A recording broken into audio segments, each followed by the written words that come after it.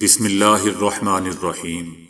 السلام علیکم دوستو، دنیا بھر کی خبروں میں آج آپ سنیں گے، لیکن اس سے پہلے اگر ہو سکے تو لائک اور سبسکرائب کا بٹن ضرور دبا لیں۔ شکریہ۔ ترک صدر رجب طیب اردوان نے اسرائیل پر حملے کی دھمکی دے دی۔ رجب طیب اردوان کا کہنا ہے کہ شاید اسرائیل کے ساتھ بھی وہی سلوک ہو جو قرباغ کے معاملے میں آرمینیا کا ہوا۔ رجب طیب اردوان کا کہنا تھا کہ ایسا کچھ بھی نہیں ہے جو ہم نہیں کر سکتے، ہمیں اس قدر مضبوط ہونا چاہیے کہ اسرائیل فلسطینیوں پر مظالم نہ ڈھا سکے۔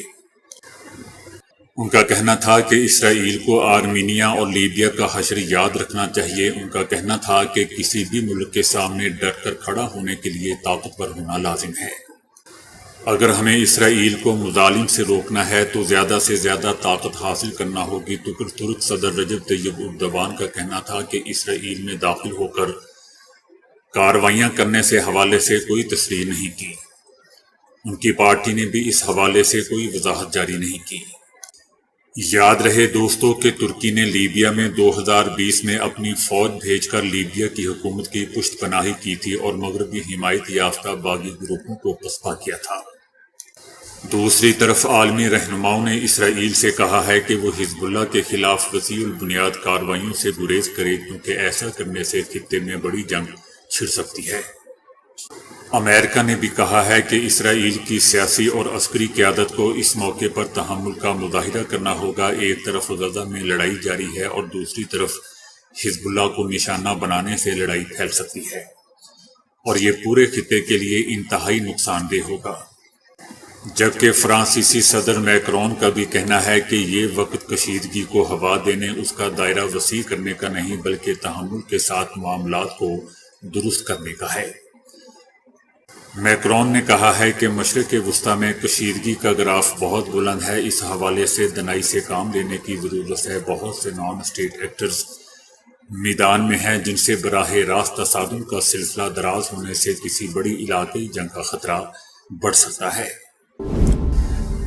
روس نے نیتن یاہو سے کہا ہے کہ حماس کی تباہی کا خواب دیکھنا چھوڑ دے۔ صہیونی حکومت کے وزیر اعظم نیتن یاہو نے حماس کی مکمل تباہی کو جنگ بندی کی اہم شرط قرار دیا ہے، جبکہ یہ ہدف غیر معقول اور ناممکن ہے، ایسا دوستو روس کا کہنا ہے۔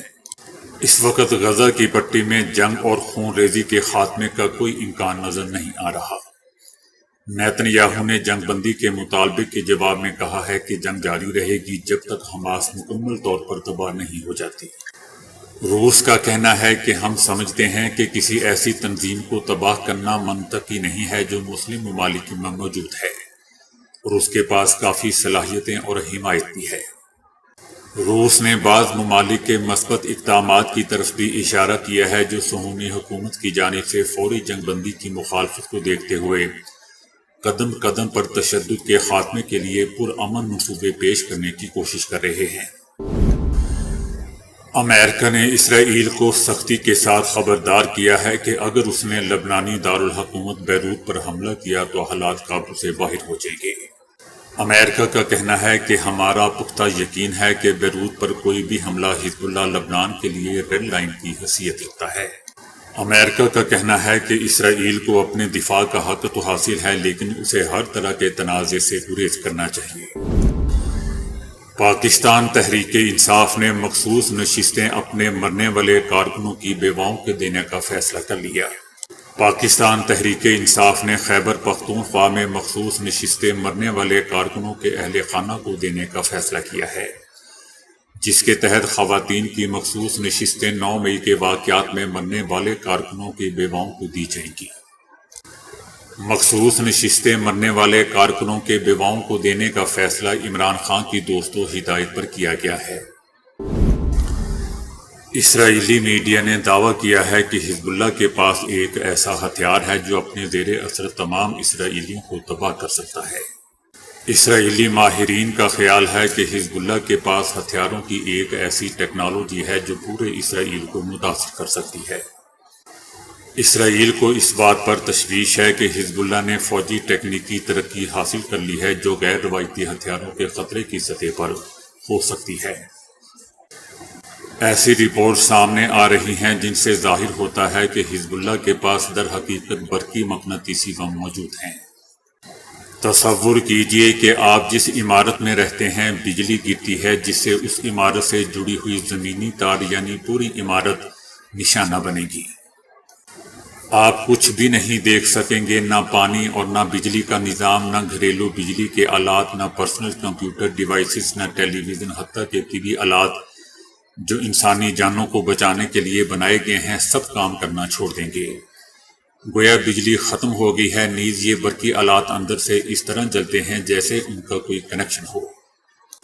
ماہرین کا کہنا ہے کہ یہ ہتھیار اسرائیل کے لیے سب سے بڑا خطرہ بن سکتا ہے اگر 2024 میں ایسا ہتھیار استعمال کیا گیا حزب اللہ کی طرف سے، جب ہر چیز کو الیکٹرانک چپس کے ذریعے کنٹرول اور ڈائریکٹ کیا جاتا ہے اور اسرائیل کے تمام اہم ڈھانچے کو الیکٹرانک طور پر کنٹرول کیا جاتا ہے۔ اسرائیل کے مختلف انفراسٹرکچر سے لے کر میڈیسن تک، دفاع اور فوج تک، وہ سب اس سے متاثر ہو جائیں گے یا تباہ و برباد ہو جائیں گے۔ رپورٹ میں بتایا گیا ہے کہ اسرائیلی فوج اس لیے لبنان حزب اللہ کے ساتھ ہمہ گیر جنگ میں داخل ہونے سے خوفزدہ ہے۔ تجزیہ کار اس بات پر زور دے رہے ہیں کہ آباد کاروں کی ان کی بستیوں میں واپسی کی کامیابی حاصل کرنے کے صرف دو ہی راستے ہیں۔ ان میں سے ایک جنگ اور دوسرا امن، دو ایسے راستے ہیں جن کا ادراک کرنے سے اسرائیل فی الحال گریز کر رہا ہے۔ جبکہ اسرائیلی کابینہ اور اسرائیلی فوج کا ہیڈ کوارٹر شمال میں جنگ میں داخل ہونے پر آمادہ نہیں ہے، جبکہ نیتن یاہو باز نہیں آ رہا۔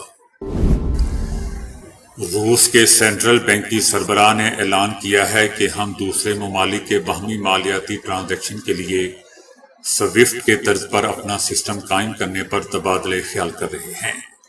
البتہ یہ پروجیکٹ کافی پیچیدہ ہے اور حلیف ملکوں سے مشاورت میں کسی نتیجے تک پہنچنے میں اس پر سب کو تیار کرنے میں وقت لگ سکتا ہے۔ اگر دوستو ایسا ہو گیا تو مالیاتی ٹرانزیکشن سسٹم تیار ہونے کے بعد اس تنظیم کے رکن ملکوں کی باہمی تجارت میں انقلابی تبدیلی آ جائے گی۔ اسٹیٹ بینک آف پاکستان نے نئی مانیٹری پالیسی جاری کرتے ہوئے شرح سود میں 1% کمی کر دی ہے۔ گورنر اسٹیٹ بینک کا کہنا ہے کہ مہنگائی میں بتدریج کمی آ رہی ہے اور ملکی معیشت بہتری کی جانب گامزن ہے، اس لیے مانیٹری پالیسی کے 100 پوائنٹس میں مزید 1% کمی کی جا رہی ہے، جس کے بعد شرح سود کم ہو کر 19.5 کی سطح پر آ گیا ہے۔ ایک نئی تحقیق سے پتہ چلا ہے کہ ہاسپٹل سے ہونے والے انفیکشنز اور ان کے علاج میں استعمال ہونے والی اینٹی بائیوٹکس کے خلاف جسمانی مزاحمت میں اضافہ ہوا ہے۔ ہسپتالوں میں انفیکشن کی شرح بڑھ چکی ہے اور ہاسپٹل کے مریض یا خاندان کے کسی بھی ممبر جو ہاسپٹل کا دورہ کرتا ہے اسے اس سے 100% بچانا مشکل ہو چکا ہے۔ یہ وہ انفیکشن ہے جو ہیلتھ کیئر سسٹم میں سامنے آتے ہیں۔ طبی اداروں میں آنے والے لوگ عام طور پر کافی بیمار ہوتے ہیں، اس لیے انہیں بیکٹیریا حملے کا خطرہ زیادہ ہوتا ہے جو ہاسپٹل میں ہوتے ہوئے یا ہاسپٹل سے فارغ ہونے کے فوراً بعد انفیکشن کا سبب بن سکتا ہے۔ گوجرانوالہ میں بجلی کے بھاری بل کی وجہ سے خاتون نے پتے کا آپریشن کی بجائے بل ادا کر کے اپنی جان لے لی۔ خاتون نے اپنی جان لے لی جس کی وجہ بجلی کا بھاری بل آنا ہے۔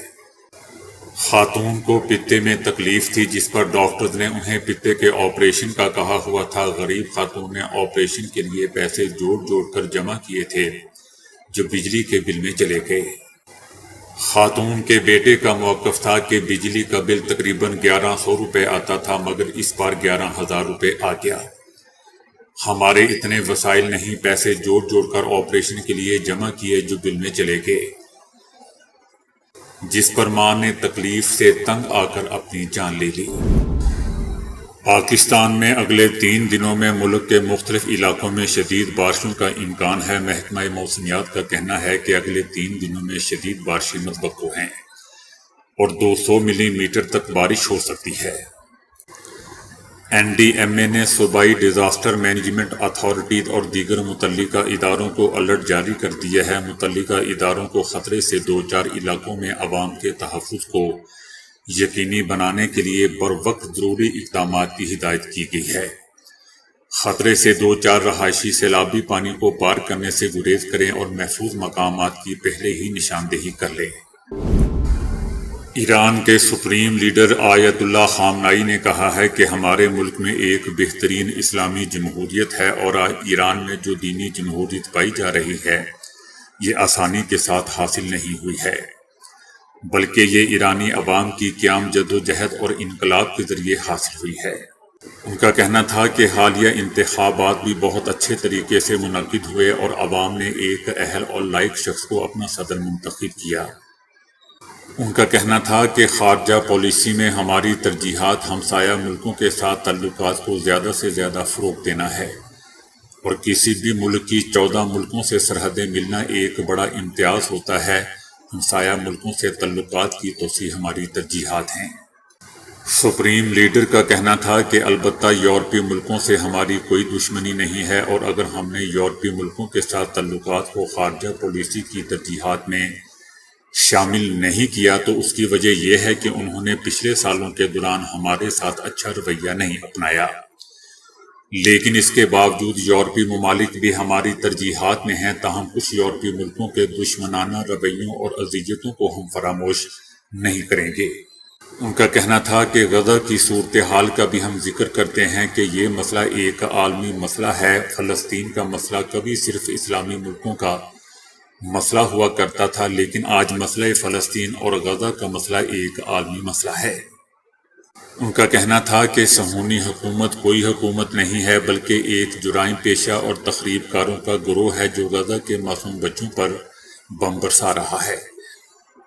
یہ امریکی کانگریس کے لیے شرمناک واقعہ ہے کہ اس نے جرائم پیشہ نیتن یاہو کو تقریر کرنے کا موقع دیا اور کانگریس کے ارکان نے اس کی باتیں سنی۔ تو دوستو ابھی کے لیے اتنا ہی۔ ویڈیو کو لائک اور شیئر کرنے کا بہت بہت شکریہ۔